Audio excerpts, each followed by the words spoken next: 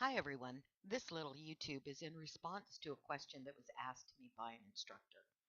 As we move forward with assessing our outcomes inside of our classes, we do recognize that there are some limitations while we are trying to make the outcomes clear to both students and make it clear to instructors and create a system that iBoard can manage. Note that if you were doing this on a ground class, you would probably come together with fellow instructors, sit down with a rubric, decide what met the rubric, and then put those results forward in front of your assessment department. You'd be creating those rubrics. You might do them individually, you might do them as a group. But here, working in a fully virtual environment with one platform that has to serve all purposes, sometimes you have to take a little more holistic view of how the ICCs are integrated into your assignments, into the discussion boards, etc., as you are applying those assessment techniques. Note that these are different than the grading techniques, and you need to really keep that in mind as you move forward, that the student may have the content of an assignment for the knowledge purpose correct, but still may not be able to meet the competency that we are trying to assess.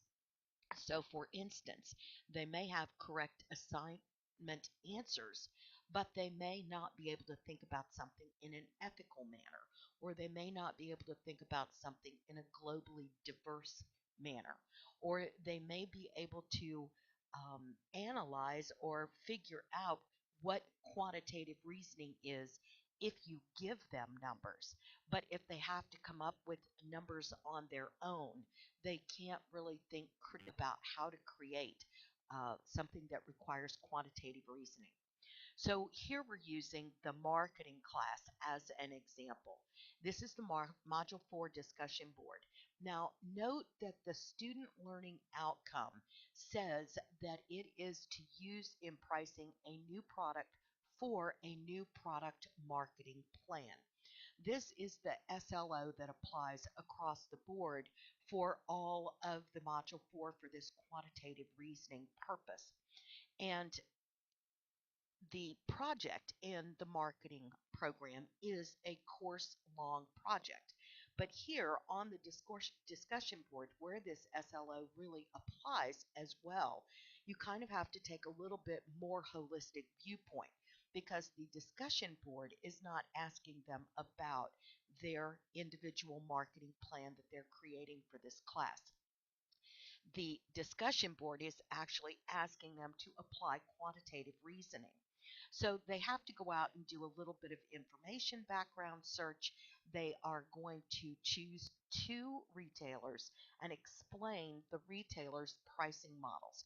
Note that that's covered in the chapter. So uh, low pricing models, discount pricing models are all addressed in the chapter readings. But we're really not looking at their individual marketing plan at this particular moment. For this, we're looking at those quantitative reasoning skills. So this is where you as an instructor have to have that little bit more holistic viewpoint and generalize a little bit from this student learning outcome that's measuring quantitative reasoning, and just kind of in your mind say this has to apply to the quantitative reasoning. It isn't directly related to their new product marketing plan. So we're going to take a little bit different look at it.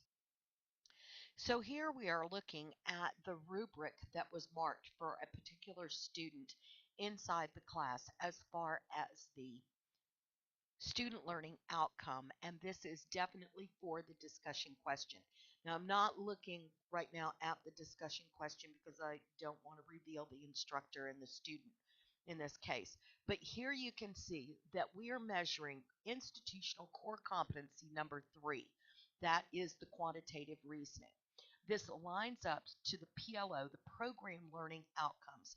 At the associate's level, it lines up to program learning 3. And you can see there exactly what that is: to interpret and apply quantitative information and draw conclusions for application in business. That is at the associate's level. If you move down to the business level, you can see that it is at a higher Bloom's taxonomy level. If this were strictly a level 300 or 400 class, we would be using the bachelor's learning level to make a decision as to whether the student had met the outcome. As this is a level 200 class, we are utilizing the Bloom's taxonomy level of interpret and apply quantitative information and draw conclusions. So that's the level at which the student should be performing at an associate's level. Note here that the student learning outcome, again, at the bottom says that it's that new product marketing plan, but in this question, we didn't ask them about their plan. Still, the student is accurately able to explain that pricing model of new products, and assuming they used retailers, then it is going to be new products. They're able to present that in a mathematical form. They're able to make appropriate inferences from that information in their discussion board, and they're contributing relevant information in a way that furthers a deeper understanding of that pricing strategy and chosen profitability and product in the marketing plan. Now, note this is not their marketing plan, but it is the marketing plan for the business that they're analyzing in the discussion question. So here now we're actually looking at the course rubric that's used to set up the class. This is not the way the student views it, and you can't see this really either, except that a lot of it is in the instructor resources. So you can see some of this in the instructor resources. However, this is part of the assignment for Module 4, and it has a two-part analysis of whether the student is able to uh, do that quantitative reasoning and look at pricing for allocating goods and services. So here again, the student learning outcome is going to have to do, it actually says their new product plan, but there are additional questions that allow the student to demonstrate whether they have those quantitative reasoning skills. So here, the initial part of the assignment is to read this article here in the textbook and discuss the pricing model that's used by that restaurant. Again, here, another place where the student is able to discuss how price impacts the price of goods and services, where that quantitative reasoning really comes in. Then giving them the opportunity to do some definitions. So we're double checking that they read the textbook and also that they can really know how these different definitions apply, and hopefully getting them to do some critical thinking about how that might apply in their marketing plan.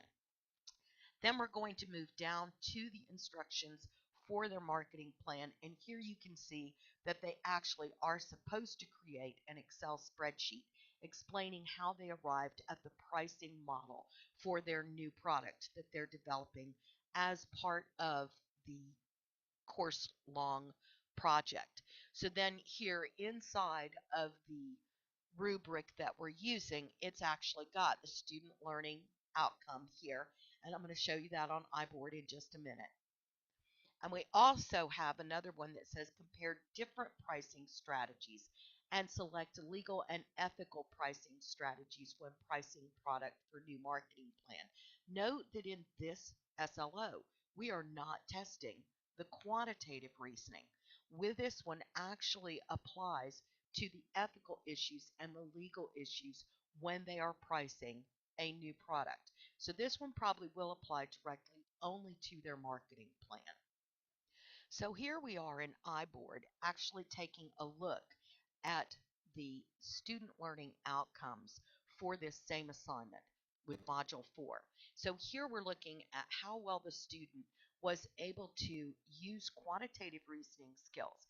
Now note, remember that that's going to apply to the first part of the assignment, which is where you kind of have to look at it from that more holistic viewpoint, and also applies to the second part of the assignment where they're actually creating that Excel spreadsheet and making those inferences. So moving on down, we're going to take a look at the ethical reasoning. Now, here the student falls a little short. They are not able to consider those legal and ethical pricing strategies in their own product plan.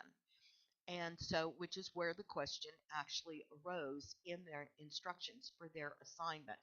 So here we see that the student was not able to look at pricing strategies in an ethical and legal manner, or just met expectations there. Could not really do that to the outstanding level. And again, we see here that ICC 6 is being measured. That is the ethics and diversity. Here you're seeing the program learning outcome at the associate's level. If this were at the bachelor's level, it would have a slightly higher Bloom's taxonomy. And here we have the description for the SLO. And we did not ask an ethical question in the discussion board or in one of the part one questions. And so we weren't measuring the ethical question in those. Note that this course also has the super SLOs. He did well on APA, he did well on the writing. But moving on down into problem solving and mathematics, here he really was not really able to put that problem statement into um, a with contextual factors. It's not adequately detailed. We're really seeing that the work samples don't show all the steps, and the evaluation of solutions is also not really, it meets expectations, but it does not exceed expectations. So here is where the instructor provided general comment. Marketing plan section was a bit short, but the rest of the assignment met expectations. So I hope that this gives you more of an overview about how to look at the SLOs on a holistic basis. It is a challenge to get them perfect for each individual assignment. iBoard would be 10 miles long, so we have to do a little bit of generalizing when we are looking at these student learning outcomes in order to ensure that we are measuring them correctly. Thanks, and I hope this helps you out. If you have any questions, please contact me, dsykes@allied.edu.